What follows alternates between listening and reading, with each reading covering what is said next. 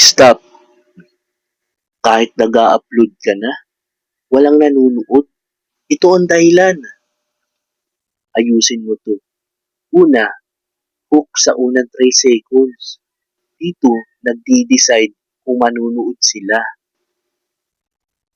Pangalawa, malinaw na title.